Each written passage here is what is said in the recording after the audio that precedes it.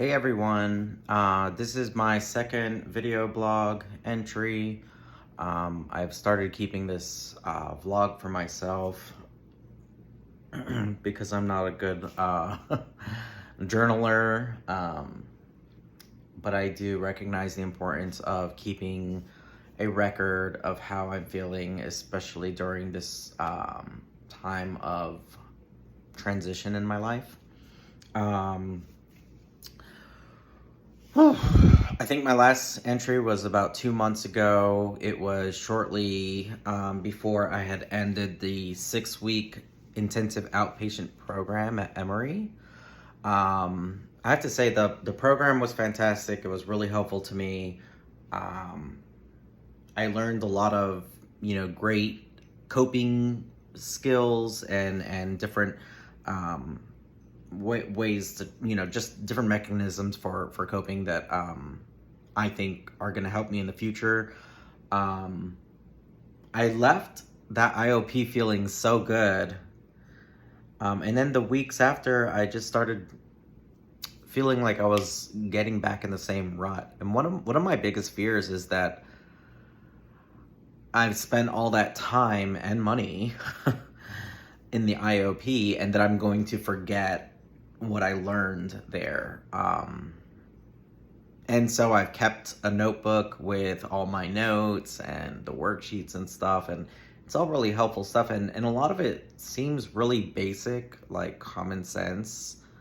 But there are things that I think oftentimes we forget to do. For example, one of them is just getting enough sleep. So many people in your life tell you that all the time, like, get enough sleep.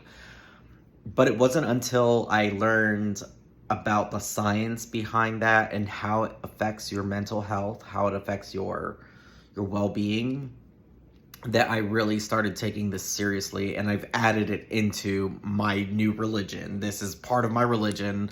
My religion is, getting enough sleep every night. So I've started a routine with my husband where we take some nighttime gummies to help us fall asleep at around like 10:30, and then 11:30 we know it's lights out no matter what we're watching or what we're doing. Like 11:30 is the time that we have agreed to go to bed no matter what.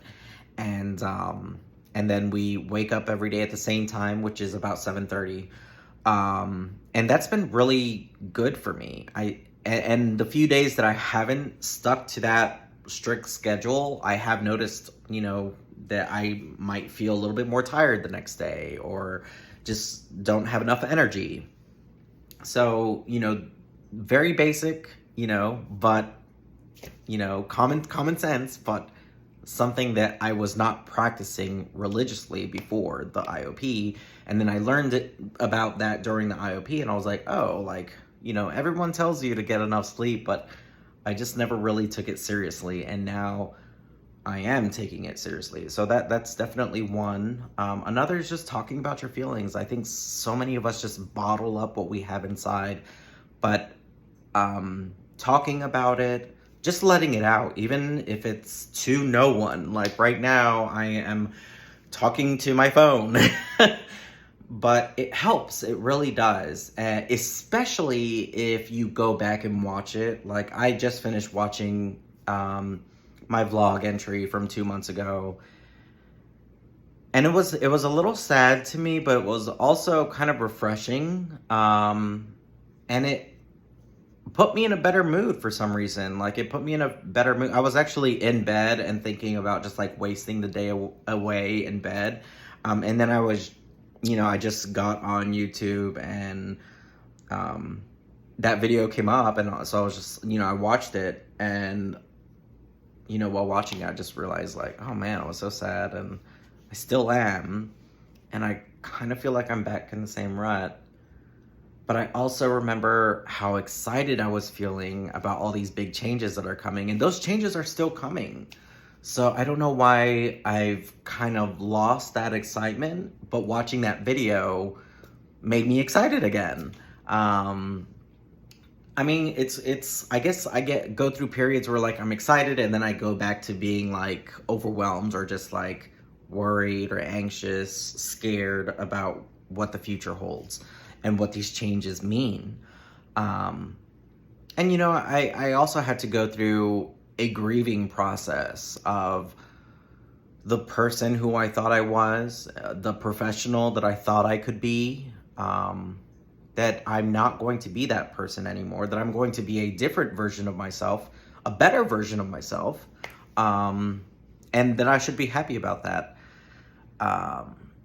But you still can't help but think, oh man, but I was going to do this, or I did have these big dreams of retiring from, this employer that I really had just made my home for so long.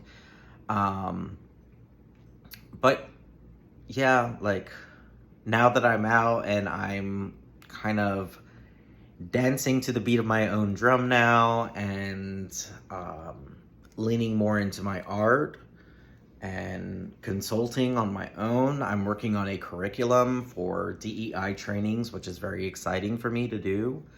And the artwork, just working on a website where I can showcase any works that that are in progress right now, or things that I've completed in the past and have already received a commission on or something, and I just want to show it to the world or share it with other people.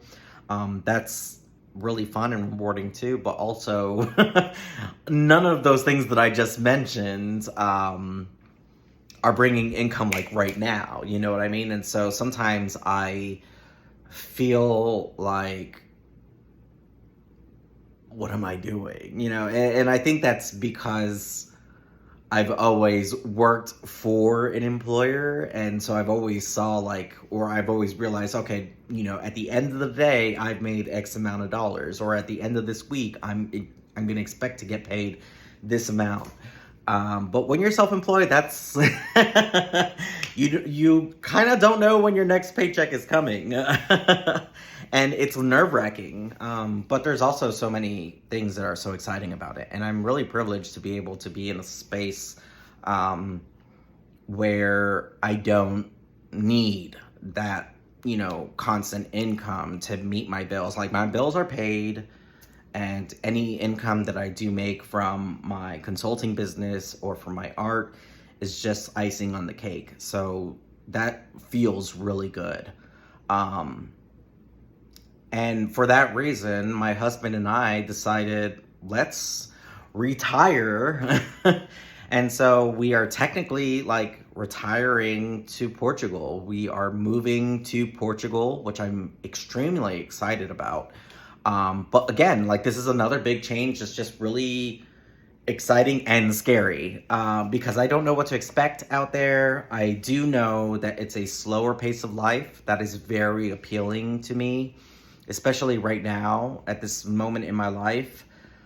I feel like I really need to slow down, listen to my body, focus on my mental health, focus on my physical health. And I can't do that in a country that is obsessed with capitalism and that is obsessed with go, go, go, now, now, now. I mean, this fast-paced way of life, it has its benefits, but once you get to a certain point, it just becomes exhausting, and that's where I'm at right now. So, I've heard a lot about the expatriate American community that is moving to Portugal, or that has been living in Portugal for quite some time now, and one of the things that they talk about most is the slower pace of life out there, and how the Portuguese and Europeans in general just, value living more over working. And that's very appealing to me. Real estate is also cheaper out there, which is great for us. I know the cost of living is lower as well, so that's also another huge plus. I do know that the median income in Portugal is low, But my plan is to continue supplementing my income with my art and my consulting, and just live on, the money that we have from rental income. And that way we're not really looking to work a 9-to-5 job while we're in Portugal, but instead just travel more of Europe, see more of Europe, which is really exciting. There's a lot of places in Europe and Africa and other continents that I want to explore. I kind of feel like I'm over America.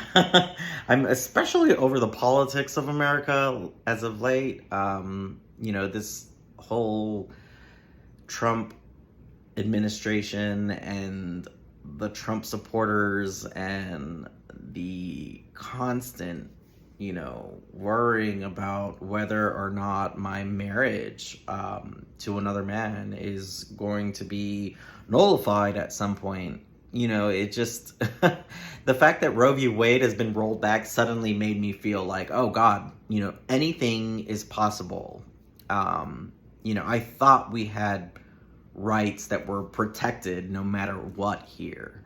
And I think the rolling back of Roe v. Wade was, something that just kind of forced me to and many others, of course, to wake up and just see, like,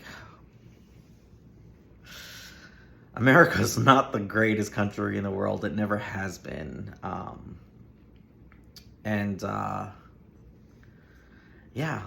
just, there's just so much things about, Portugal that appeal to me over America right now. So, but yes, another reason why I want to move it to Portugal is because gay rights are written into the Constitution in Portugal. So, that's something that's, really, really cool, because I feel like I'm going to be protected there. It's just nice knowing that, you are thought about at the forefront, beforehand, instead of an afterthought, which is how you're made to feel in this country. If you're a minority or a person of color or gay, if you're a woman, basically anyone who's not a straight white male. So, let's see, what else do I want to talk about today? I'm feeling good today. I'm feeling better than I have been. The last couple of weeks have been a little rough for me.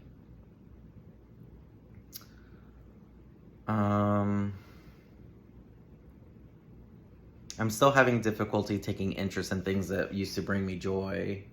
One example is my shrimp aquarium. I have an aquarium where I keep my shrimp. And I had a colony of like 200 shrimp at least in there. And the numbers are dwindling because I just haven't been keeping up with the water changes. I did get rid of a bunch of them and take them to my local fish store. But I haven't been doing the water changes. I haven't really been keeping up with like cleaning the tank. I'm looking at it right now and I'm just like, it's amazing that it still looks as good as it does, but it's only because of the few shrimp that are in there just doing a great job cleaning everything and eating all the algae.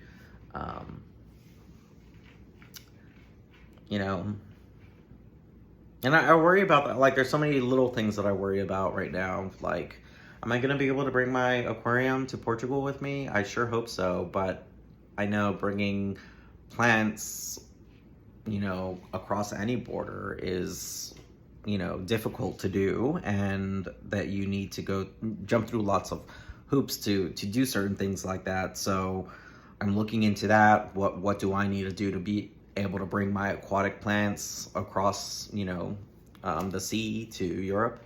I'm also looking into my car, like how do I get my car out there? All of our furniture, how are we going to get all of our furniture out there? And my husband's been doing a great job with looking into the visa process and everything. We just applied this week for our NIF number, NIF. And we're thinking about documenting all of this because I know there's a lot of people out there who want to move to Portugal or interested in learning more about moving to Portugal. So I think we're going to start, documenting the whole move, the whole process of us, applying for our visas and moving to Portugal. We're planning to go back again to Portugal in June. And when we go, we're going to be looking at a couple of cities in the southern coast, because last time we went to visit, we stayed in Porto. We visited Lisbon. We also went to Spain and Italy and France and Monaco all during that same trip. So we were all over the place, but we loved Portugal. We really loved Portugal. And we both said, like, oh my God, like we could live here, And so when we got back, that's when we started doing research. But our mission now is to find the city that we want to live in. And we loved Porto. So that's at the top of our list currently. But when we go back in June, we're going to be exploring the southern coast of Portugal, like the Algarve, Faro, the city of Faro, which has an international airport that's very appealing to us, and some of the other cities in the southern coast of Portugal. So we're going to be doing some exploring, seeing which of those cities we fall in love with the most, and if all else fails, we'll be going to Porto for sure. But the plan is for me to stay out there for about a month so that I can sign a lease, because we're going to need a lease in order to apply for our visa. So I'm going to be scouting out an apartment in the city that we choose, which is really exciting. There's just so many things to be excited about right now. You'd think that I'd just be like waking up every day, just like excited.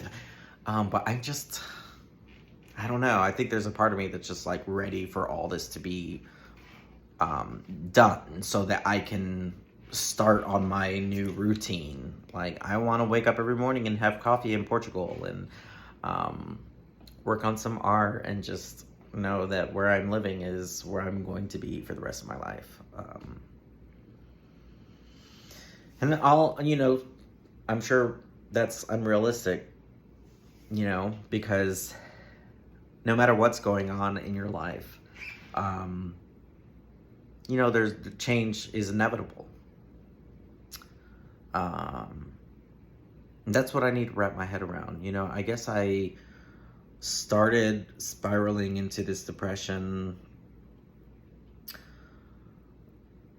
when I realized I had lost control over things that I really never had control over, but I thought I did. And that disconnect is where depression sets in. So I'm just trying to be more aware of what is in my locus of control. What things can I absolutely control? What things do I have influence over but not full control over? And then what things I cannot control at all.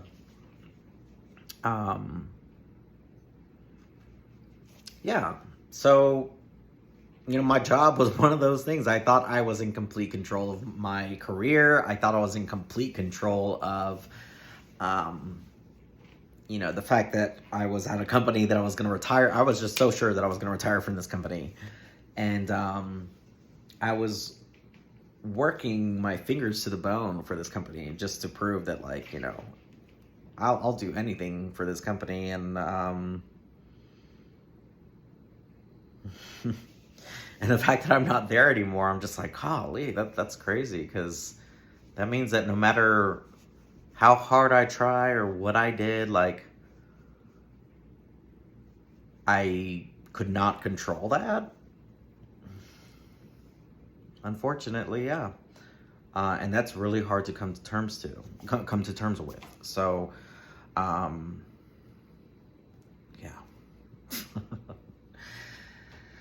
I see that I'm almost at 20 minutes now, so I'm going to go ahead and wrap this up. But I'm looking forward to doing more of these. Not making any promises for how often I'm going to be doing them, but I'm really glad that I am keeping up with it, at least for as long as I have been. Only 2 injuries, but yeah, I think today I'm gonna try to get some laundry done. I might see if I can clean up this shrimp tank. Enjoy it while I can. Work on some of my social media for a little bit. And maybe get some artwork done today. Yeah. I'm definitely gonna go to the gym right after this. I'm already dressed for the gym. That's something that makes me feel good. So I really need to just continue, religiously working out and religiously getting enough sleep. So these are 2 things that I learned during the IOP that I hope I never forget. So I'm glad that I'm putting my thoughts here. Because future me, if you're watching this, get enough sleep, make sure you're getting enough sleep, and work out. Like, get your ass up and work out. Just, do a little bit of exercise, go for a walk, just do something healthy that's gonna make you feel good. Get some sunlight, get that vitamin D. These are all really important things that you think are just common sense, but you need to do. So, alrighty. I love you. Thanks for watching. Thanks for listening. And goodbye. I'll see you next time.